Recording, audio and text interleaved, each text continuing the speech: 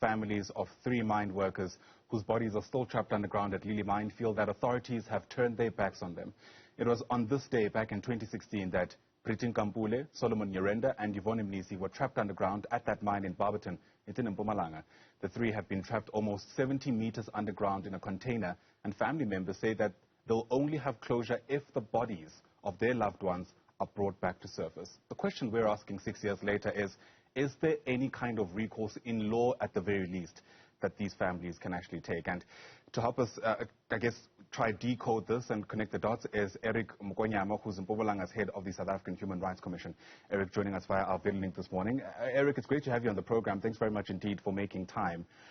Sometimes I get a sense that we've even run out of questions to ask, quite frankly, because the situation on the ground is not moving.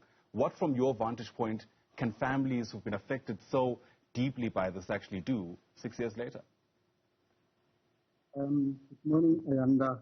Thanks for the opportunity. I think we first need to take into account that there are a number of processes which are underway. There is an inquest taking place in the Magistrate Court, which is really meant to determine, whether there is any person who should be held liable for the tragic accident which happened on the 5th of February 2016. So I think whilst the processes have been very slow, one hopes that considering that inquest is underway and the business rescue process is also underway, and to be informed that there is a new investor in the space, all these processes should wrap up very soon, and at least a determination will be made as to who or if any person is to be held responsible, so that family members can have recourse against that person or that entity. Yeah. What kind of recourse would that be, Eric? Again, one has to sometimes imagine that something has to be said about the anguish that the families have felt over the 6 years gone by. So over and above what they're asking for, which is for the bodies to be retrieved, surely something ought to be said about the pain they've had to endure during this time. Obviously, as I indicate, the inquest process, upon its conclusion, then the families will have legal recourse in terms of suing whoever is found to have been responsible for the tragic accident which happened to the 3 mine workers. Can anybody be held criminally liable from your vantage point, given what's happened? In fact, it is precisely part of what the inquest is aiming to establish. So if at the end of the day, and we have noted as the Commission that there are a number of witnesses who have already testified, and there are implications or implicating parties who were involved in the business itself. So at the end of the process, criminal or civil action will be taken, or will be in a position to be taken against whoever is found to have been responsible. I imagine part of the processes you've been involved in have entailed speaking to some of the families. From what you've been able to gauge from those engagements, what are the families most worried about? What is their priority at this stage?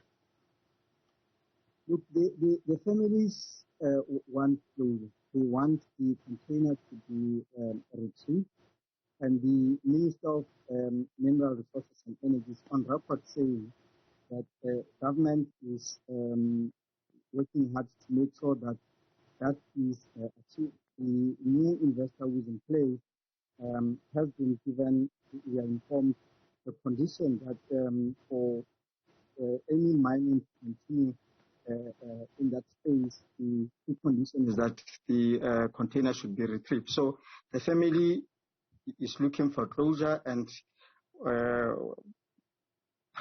primary or more importantly, they would like to have the container retrieved so that they can bury the remains of their loved ones with dignity. Yeah. And as the Commission, we are busy monitoring the whole process. Yeah.